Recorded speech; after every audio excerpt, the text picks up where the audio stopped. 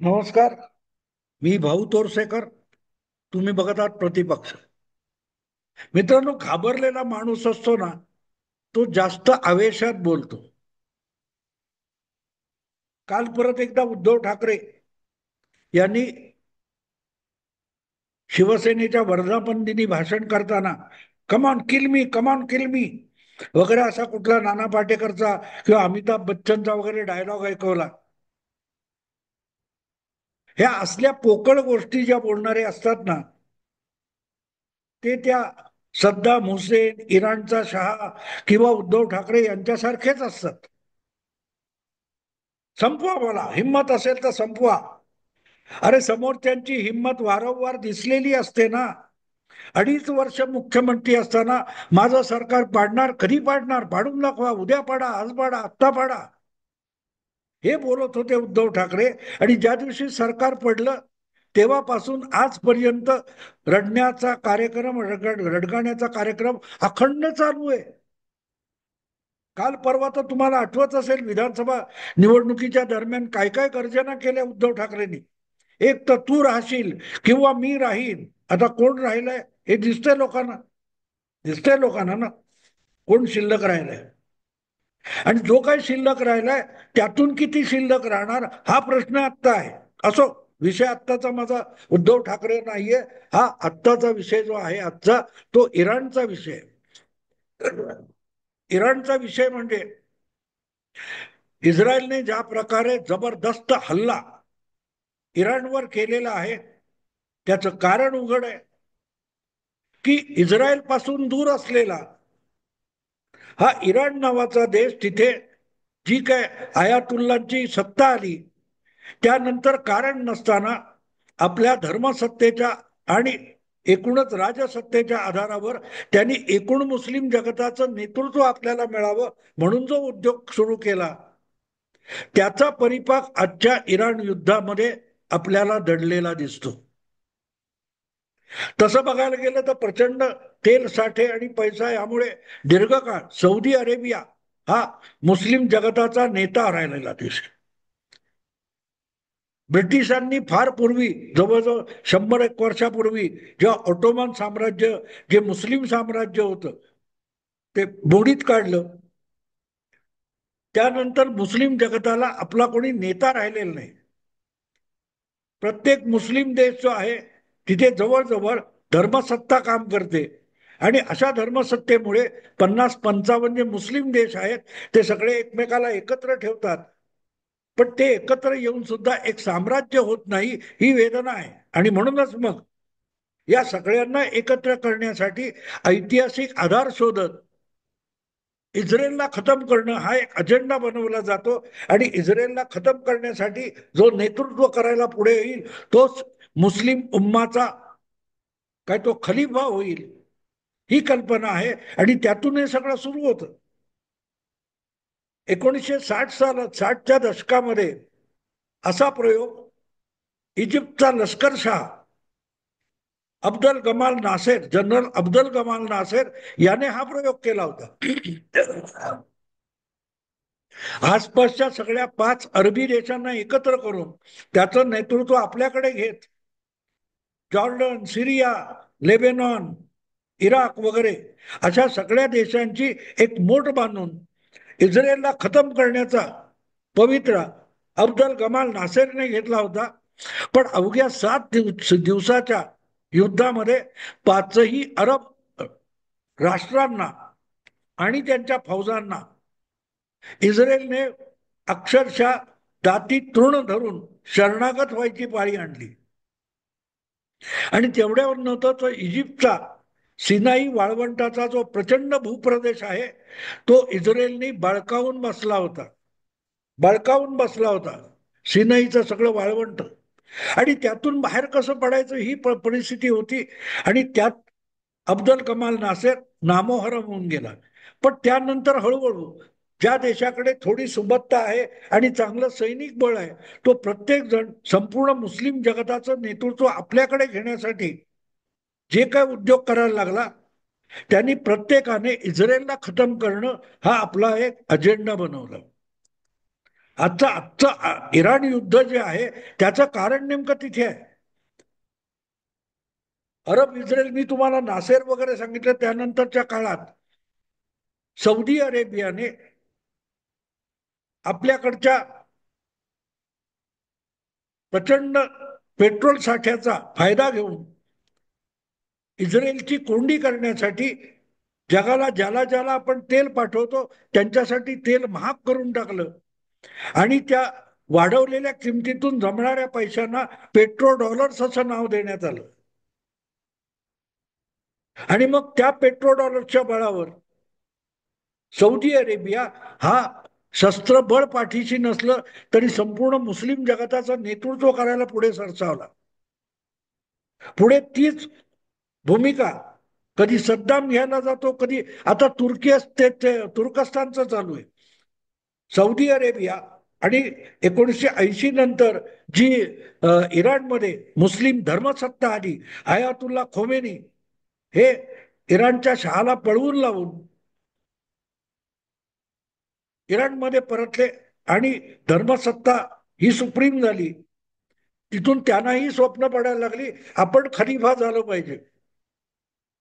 पण आज इराणची जी अवस्था आहे त्याला कारण कोण असेल तर तुम्हाला गंमत वाटेल, पण त्याला कारण आज तिथे नामशेष झालेला कम्युनिस्ट पक्ष किंवा लिबरल चळवळी या त्याला कारणीभूत आहेत. आपल्याकडे जे उठता बसता मोदींच्या नावाने शिव्या शाप देणारे डावे लिबरल पुरोगामी आहेत, तशीच एक फळी ही इराणमध्ये होती. आणि इराणमध्ये जी राजेशाही होती, आर्य मिहीर काय तो रजा पहलवी नावाचा एक सत्ताधीश होता, तो मला वाटते आता अमेरिकेत परागंदा होऊन राहतो. त्या इराणच्या शहाला हटवण्यासाठी जे आंदोलन तिथल्या लिबरल आणि कम्युनिस्टांनी सुरू केलं होतं, कोणाविरुद्ध? पहलवी विरुद्ध. त्या आंदोलनामध्ये विद्यार्थी कामगार सहभागी झाले होते, पण त्याला तेवढा प्रभाव पडत नव्हता. म्हणून त्या कम्युनिस्ट मूर्खांनी आयातुल्ला खोमेनी, जो पॅरिसमध्ये लपून बसलेला धार्मिक नेता होता इराणचा, त्याचे फोटो वापरले आणि जणू काय तोच सत्तेवर येणार आहे म्हणून आंदोलनाला जो चेहरा दिला, त्याचा प्रभाव पडून अख्खा इराण हा एकजूट झाला आणि अक्षरशः जीव मुठीत धरून इराणचा शहा रजा पहलवी याला अमेरिकेला पळून जावं लागलं.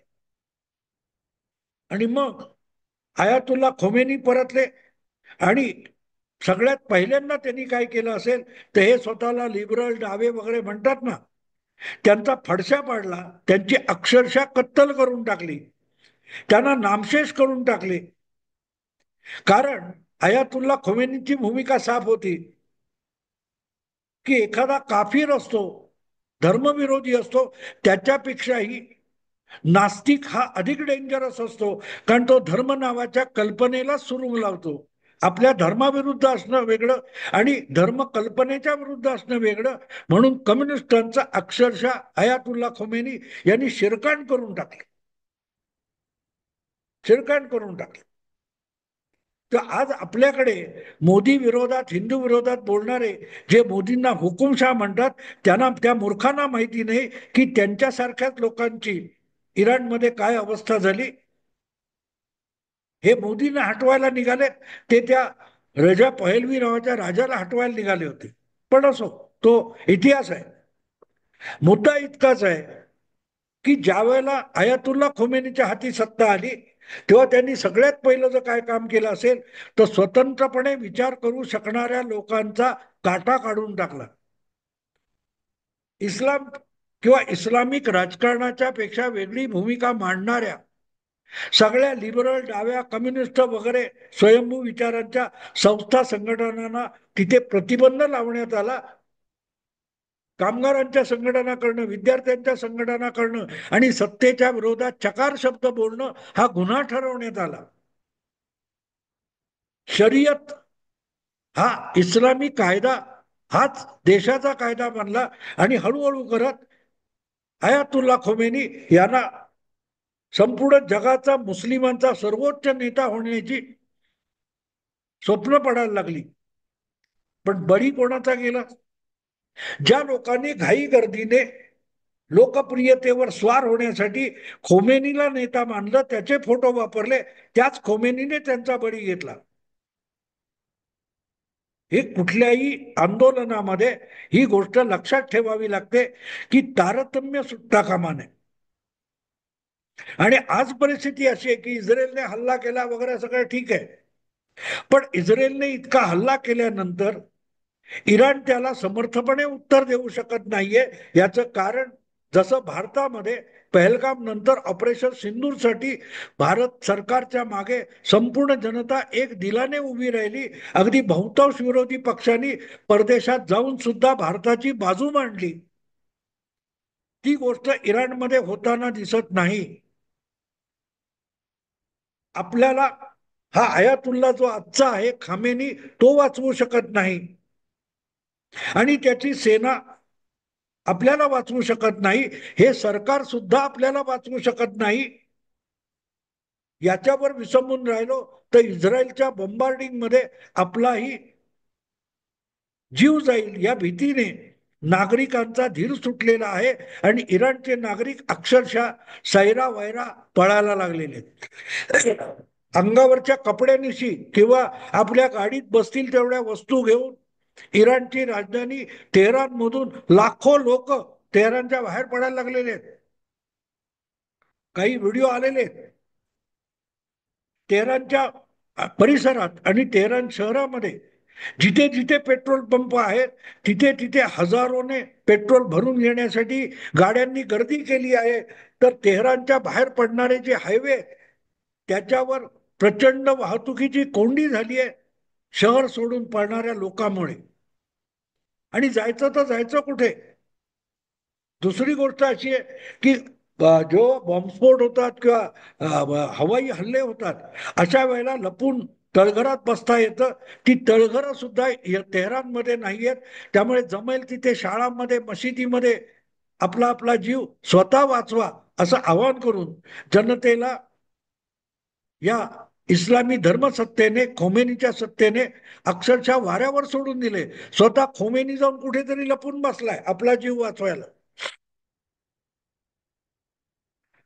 आणि सगळ्यात मोठी गोष्ट की मोठा प्रदेश असून सुद्धा इराण प्रत्येक वेळेला मार एवढ्यासाठी खातो इस्रायलकडून की इराणची जनता तिथल्या राजसत्तेच्या आणि धर्मसत्तेच्या पाठीशी ठामपणे उभी राहिलेली नाही.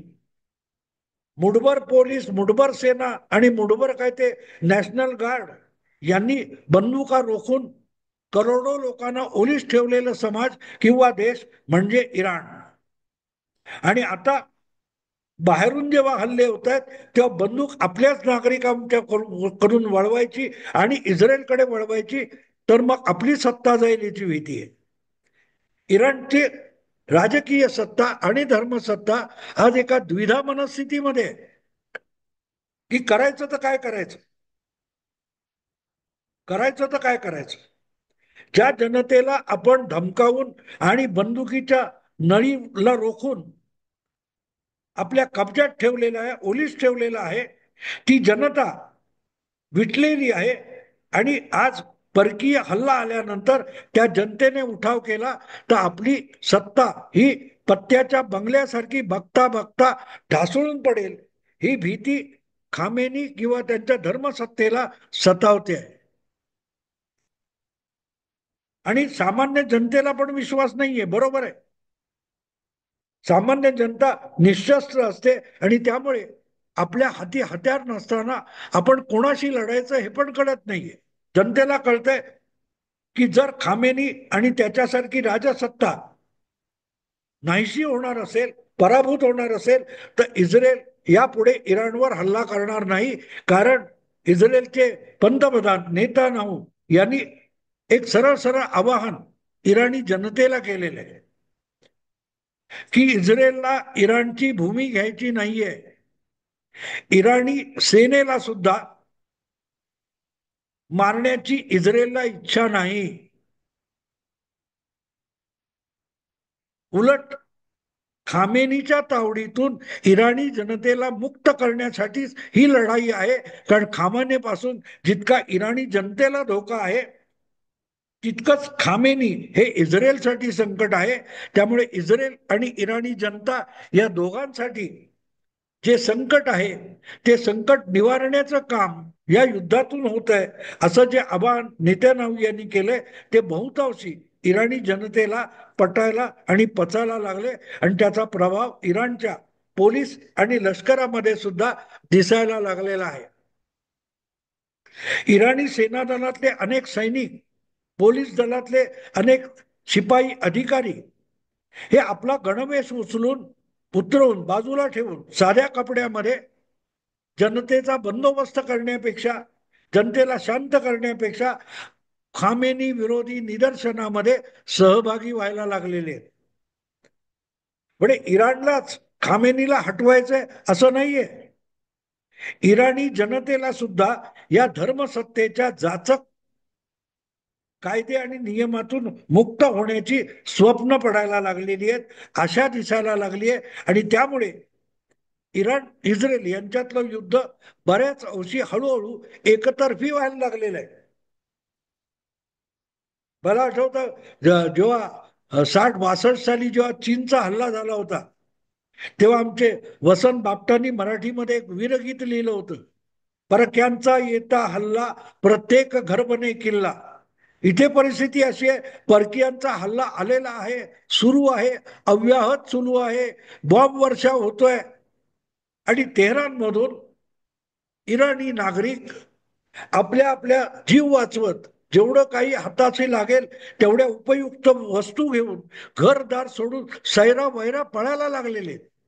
कारण अर्थात एक गोष्ट आहे, इराणचा प्रदेश मोठा असला तरी लोकसंख्या 8-9 कोटीच्या घरात आहे आणि त्यातली बहुसंख्य ही शहरामध्ये आहे. आणि इस्रायल किंवा परकीय हल्ला, हवाई हल्ला आला तर तो शहरी वस्तीवर होतो. त्यामुळे शहरी वस्तीपासून दूर गेलं तर आपला जीव वाचू शकतो ही लोकभावना आहे. आणि एक प्रकारे त्याला खतपाणी घालताना अमेरिकेचे अध्यक्ष डोनाल्ड ट्रम्प आणि इस्रायलचे पंतप्रधान बेंजामिन नेत्यानाहू यांनी सरळ सरळ इराणी जनतेला आवाहन केलंय की मोठ्या शहरातून बाहेर पडा, दूर निघून जा. याचा अर्थ असा होतो की इस्रायल पुढल्या टप्प्यामध्ये ज्या ज्या पायाभूत सुविधा शहर म्हणून आणि संशोधन आणि लष्करी संशोधन किंवा लष्करी प्रस्थापना म्हणून उपयोगी पडतील त्या त्या उद्ध्वस्त करण्याचा प्लॅन इस्रायलने बनवलेला आहे. आणि म्हणून अशा परिसराच्या जवळपास सामान्य नागरिकाने, बिगर सैनिकी जनतेने या इन्स्टॉलेशन पासून दूर जावं, महानगर शहर सोडून निघून जावं हे आवाहन केलं आणि गेल्या 3-4 दिवसामध्ये त्याचा परिणाम दिसायला लागलेला आहे. सामान्य नागरिक एक आपल्याकडे तुम्ही युट्यूबवर बघाल ते एक मराठी तरुण आहे, त्याची पत्नी इराणी आहे जन्माने आणि वंशाने इराणी आहे. त्यांचा एक व्हिडिओ आलाय, ते दोघे चिंताक्रांत आहेत की त्या मराठी मुलाची जी इराणी पत्नी आहे तिचे आई वडील भावंड ही इराणमध्ये तेहरानमध्ये होती एवढं माहितीये, पण सध्या ते कुठे आहेत, ते सुखरूप जागी पोहोचले की नाही याची चिंता हा भारतीय इराणी जावई आणि इराणी जन्माची भारतीय वधू हे चिंताक्रांत असल्याचा व्हिडिओ मला बघायला मिळाला. तेव्हा मुद्दा इतकाच आहे की इराणमध्ये आज सरकारच्या पाठीशी सामान्य जनता उरलेली नाही. फुशारक्या मारणारे उद्धव ठाकरे आणि अयातुल्ला खामेनी यांची हवा एकाच वेळेला निघाल्यासारखी परिस्थिती आहे. कारण जनता त्यांच्या पाठीशी उभी नाही. आणि फक्त जनता नव्हे तर पोलीस, लष्कर, वेगवेगळ्या सरकारी यंत्रणा यात काम करणारी माणसं एकामागून एक आपली जबाबदारी, शासकीय जबाबदारी पार पाडण्यापेक्षा गणवेश बाजूला ठेवून सरकारी जबाबदारीतून बाजूला होऊन आम जनतेला खामेनीच्या तावडीतून सोडवण्यासाठी रस्त्यावर उतरायला लागलेली आहे. आणि हे बघितलं तर कदाचित कदाचित इस्रायल आपला हल्ला लांबवू शकेल आणि तो लांबवला तर दरम्यानच्या काळात खामेनीच आपला राजीनामा टाकून पळ काढू शकेल. जसा 29 जून 2022 उद्धव ठाकरेंनी मला यातलं काही नको, मी चाललो म्हणून मी मुख्यमंत्री पदाचा फेसबुकवरच राजीनामा देऊन टाकतो असं म्हटलं होतं, तसं कदाचित कॅमेऱ्यासमोर उभं राहून अयातुल्ला खामेनी सुद्धा आपल्या सत्तेचा त्याग करतील, रशियाला पळून जातील, जसा सिरियाचा अध्यक्ष असद सुद्धा पळून गेला होता, आठवतं तुम्हाला? इराण आता सैरभैर झालेला आहे. पुढच्या 8-15 दिवसात इराणमध्ये सत्तांतर झालेलं आपल्याला दिसेल. एवढं बोलून थांबतो. आवडलं लाईक करा, शेअर करा आणि प्रतिपक्षाला सबस्क्राईब करा. नमस्कार.